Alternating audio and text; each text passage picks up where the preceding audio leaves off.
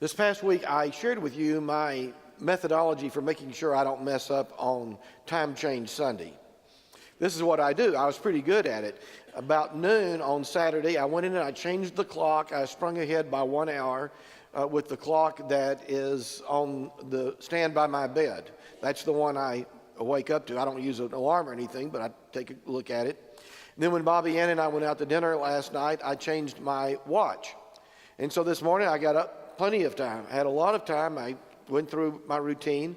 As you know, I drive around on Sunday mornings and think about my sermon. I was so early, I went out to the soccer fields near McDermott and I drove into the parking lot. I looked at the clock on my truck and I thought, oh, well, I've got lots of time here. So I turned it off. I thought, I've got time to, and I mean, you get it, right? I sat there and I barely made it here in time for that. I mean, I got bored. And when I came to the church, I thought I had an hour left, and I mean, there were cars here. So next year, I'm going to add the truck clock to my little routine. I'm glad you all made it. Those of you who know that you're at the 11 o'clock service, I don't care. Some of you may think you're at 9:45. I don't care as long as you're here. So we're glad. We're very, very glad to see all of you this morning. We're continuing this series on Journey to the Cross, and I'm encouraging everyone, as is Josh Fitzpatrick over in Table of Grace, to read through the Gospel of Mark during the season of Lent. Now, this may be highly redundant for some of you that have been tuned in, but I'm going to say it again. 4 Gospels, Matthew, Mark, Luke, and John, more or less are biographies. They're not really biographies in the technical sense, but they tell the story of Jesus. The oldest of these and the shortest of them is the Gospel of Mark. So though the New Testament starts with Matthew, I always encourage you, if you want to get serious about reading the New Testament, read the Gospel of Mark first. It'll be like the Cliff Notes version, 16 chapters, briefer. And then go to Matthew, then to Luke, then to the Gospel of John. You'll discover when you get to Matthew, for instance, and Luke, that a lot of the stories you have read in Mark are there as well. You'll be reading them for a second time because Matthew and Luke had Mark sitting in front of them when they wrote their gospel. So really pretty simple thing. We hope that you'll read through Mark during this season. Now, this morning we turn to the 8th chapter of Mark, right in the very middle of the 16 chapters. The story of Jesus and Peter at Caesarea Philippi is in the very middle of Matthew as well. It's an extremely important story to scholars and to you and me. The 27th verse. Jesus went on with his disciples to the villages of Caesarea at Philippi, and on the way he asked his disciples, "Who do people say that I am?" And they answered him, "John the Baptist, and others Elijah, still others one of the prophets." He asked them, "But who do you say that I am?" And Peter answered him, "You are the Messiah." And Jesus sternly ordered them not to tell anyone about him. When you read this story in Matthew, Jesus immediately praises Peter. He says, "Blessed are you, Simon Bar-Jonah, for flesh and blood have not revealed this to you, but my Father who is in heaven." It was one of the great moments in the life of Peter. It's not in this particular version. Then Jesus began to teach them that the Son of Man must undergo great suffering and be rejected by the elders, the chief priests, and the scribes, and be killed, and after 3 days rise again. He said all this quite openly. And Peter took him aside and began to rebuke him. But turning and looking at his disciples, Jesus rebuked Peter and said, "Get behind me, Satan, for you are setting your mind not on divine things, but on human things." This is the word of the Lord. Thanks be to God. One of my very favorite movies is A River Runs Through It. I'm sure many or most of you have seen that movie. It's a beautiful movie. It was produced in the early 1990s, directed by Robert Redford and starring, a lot of you are Brad Pitt fans, starring Brad Pitt amongst others. It is set in post-1900, after World War I actually, someplace in the 20s and 30s of the 20th century. in northwestern Montana. It's about a Presbyterian pastor and his two grown sons, all of whom share a passion for fly fishing. It's a beautiful movie, as many of you know. These wonderful scenes of rivers and fly fishing, outdoor scenes. And the movie starts off with this wonderful pastoral scene, very, very peaceful. But as soon as you get into the first fly fishing scene, there is a tone to the movie and perhaps the music. You start getting the feeling that tragedy is right around the bend, this impending sense of doom. I don't know how you reacted to the movie, but when I was watching, I thought, surely one of these boys is going to drown in this river. And that's the way the movie goes the entire time. It oscillates between these moments of great peace, our pastoral scene, the family getting together, whatever, and then a fishing scene perhaps or whatever, and the music begins. And you know that someplace down the line, there is going to be a great tragedy. And there is at the end, of course. I got to thinking about that because I think that's a great way of looking at the drama that is in the Gospel of Mark. If you start thinking about these Gospels in new and different ways, other than just kind of the drudgery of reading through the Scripture, I think it'll be helpful to you. The Gospel of Mark is really a great drama. And throughout Mark, you have these wonderful moments, these kind of mountaintop moments of great joy, followed by scenes that are in the valley, great sorrow or pain or suffering. And as you read through the Gospel of Mark, it feels a little bit like a river runs through it. You just kind of keep getting the idea that at some point there's going to be a great tragedy, which of course there is at the end. For instance, this passage we dealt with last week or a couple of weeks ago, you open the Gospel of Mark and you find in that very first chapter the story of Jesus going to John the Baptist. And he goes into the waters, and as he rises from his baptism, the heavens, the skies open. And we are told that the Spirit in the form of a dove, or like a dove, descends upon Jesus. And he hears the words, "Blessed are you, my son."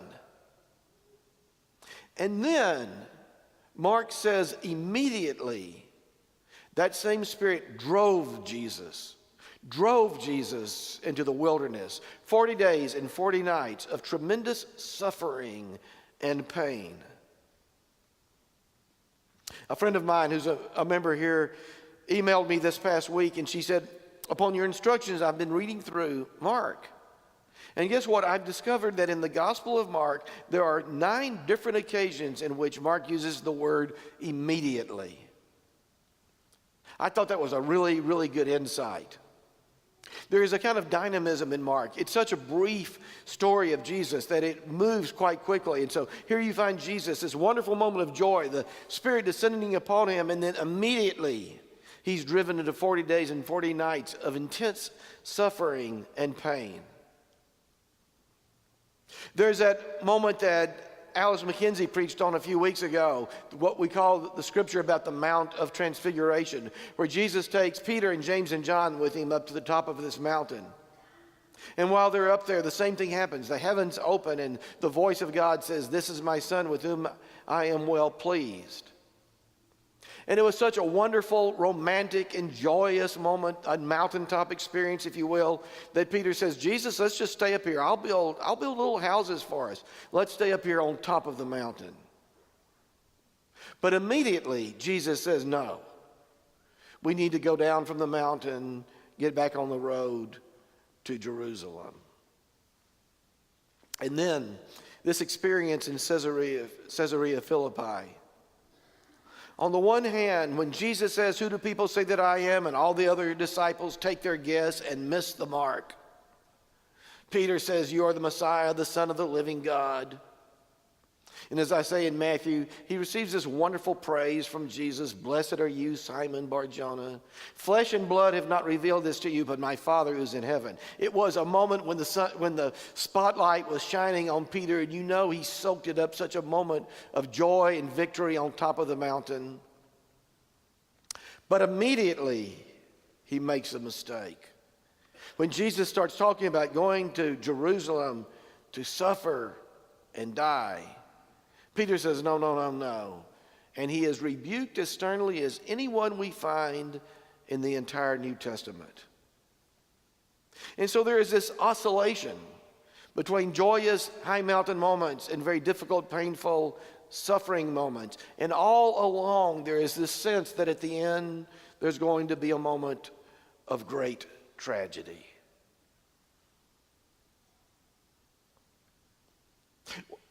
That's like life, isn't it? Isn't that the life that you and I share? I'm not sure how old you have to get to realize that you're never going to stay at the mountaintop. Not even at a little retreat mid-mountain. You know, you start growing older, you're willing to give up some hopes and dreams. Say, if I could just get to a really stable place where it's just peaceful, that would be good enough for me. There is this sense that we have as human beings that if we can just get to the next step in life, if we can get the degree or the job or the marriage or the house or whatever, retirement, if we can just get to the next place, that we can live on top of the mountain forever. We can be like Peter. Let's just build a house here and live forever. And yet, with maturity, we begin to understand that life is not like that. That every mountain on top of the valley is followed by a moment, on top of the mountain is followed by a moment in the valley.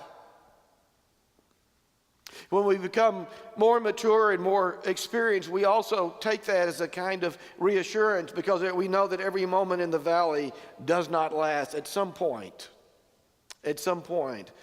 joy will return. But that's the way life is. And the truth of the matter is, we might as well be honest about this. If we as human beings could choose, we would choose happiness all the time, wouldn't we? If we could have our own choice, we would say, I would love to be 100% happy 100% of the time. The person who says, you know, my goal in life is to make a ton of money, they have that goal because they believe that a ton of money will make them happy. The person who says, I just want to serve, I'd like to be elected, maybe become governor, president, whatever, the reason is because they believe that will make them happy. Even those of us who are preachers who say you should live the grateful life, you should live the meaningful life. I just make the assumption that living a grateful and meaningful life is one of the ways to live a more joyous life. I do believe that. But the point is that as human beings, if we could really choose, if it were possible for us, we would choose to be 100% happy 100% of the time. I remember it was 40 years ago I was in seminary when I first heard about this little lab experiment with lab mice. I was reading a book the other day and ran across it again. It's a very, very famous experiment. It took place a number of years ago.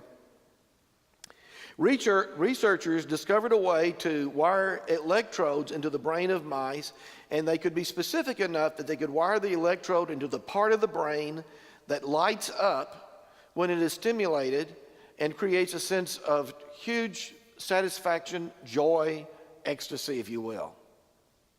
So they implanted these mice with these electrodes, the part of the brain that is stimulated when someone wins a great victory, maybe a huge Olympic victory or an NFL championship. It's the part of the brain that is stimulated and lights up when people take mind-altering, ecstasy-producing illegal drugs. It is the part of the brain that is stimulated with pleasurable sex. And so the question they had about these mice was, how would they manage the ability to control, to have autonomous control over their brain function, to be able to stimulate at any time ecstatic feelings in their brain. Their hypothesis was that the mice would be somewhat rational about this, that the mice, the way they did it in the experiment was the mice could hit a bar with their feet, and whenever they hit the bar, it would stimulate this part of the brain. And the hypothesis was that the mice would hit the bar for a number of occasions until the brain, they became satiated with happiness, and then they'd go off and do something else. Eat, drink, play with the other mice. What they discovered was that the mice would hit the bar over and over and over and over again until they passed out. And then when they came to, they'd start hitting the bar over and over again until they passed out. Yeah, you can laugh about this, it's okay. The 8:45 service, they were still a little bit sleepy. I could see couples looking at one another. Is it okay to laugh at this? What would make us think that we, as human beings, would be any different from that? If we could, we would choose to be happy, 100% happy, 100% of the time. It's not going to happen. It's not going to happen. There is this moment at Caesarea Philippi where Peter is there with Jesus, and Peter is really on a high. Jesus says, "Who do people say that I am?" And he says, "Well, of course, you're the Messiah, the Son of the living God." And Peter obviously has in his mind what he thinks this means.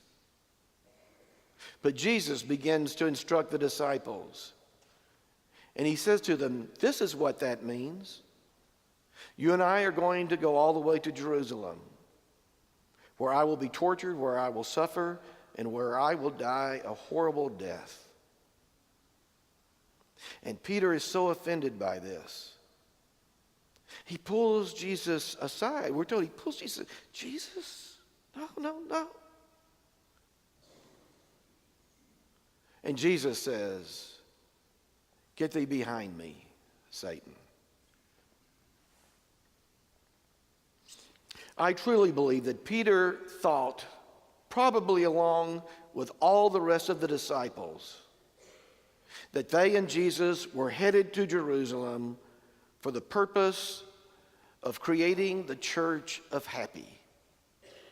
That once they got there, they would create the church of happy and be happy all the time on the mountain all the time. Kind of like Joel Osteen on steroids. I love Joel Osteen. I came into the kitchen this morning to make my bacon, and Joel Osteen was on the TV. He's a great preacher. He truly is. I see him on TV occasionally on news shows. He is always happy. He's always up. He's a great preacher. He changes lives. I really like him. Sometimes it's more difficult to preach the difficult news. That our most powerful experiences of God are not at the top of the mountain, but at the bottom of the valley. Richard Rohr is a Franciscan monk. He calls himself a friar. I don't know the difference between a friar and a monk. If you know, please tell me after this service. But he's a Franciscan monk or friar, one of the country's leading experts on spiritual discipline, contemplative prayer. And I read him often. Not too long ago, he said, "It is impossible to have a really fully powerful and life-changing experience of God's love and God's power until you've gone through the valley of deep suffering or heart-rending grief." I believe that's true. I believe that's true. Jesus and Peter and the other disciples would complete the trip to Jerusalem. And there would come a time when Peter would look back at the great events of his life. And he would remember those joyful and mountaintop experiences. That moment earlier in Mark when he's in the home of his mother who is ill and Jesus reaches out and touches her. He obviously would remember that moment on top of the Mount of Transfiguration because it was a story that became well known in the early church, and we know it to this day. He would remember that moment at Philippi of Caesarea where he says, "You are the Christ, the Son of the living God." But he would also remember that his most powerful experience of the love of God came to him in Jerusalem at the foot of the cross.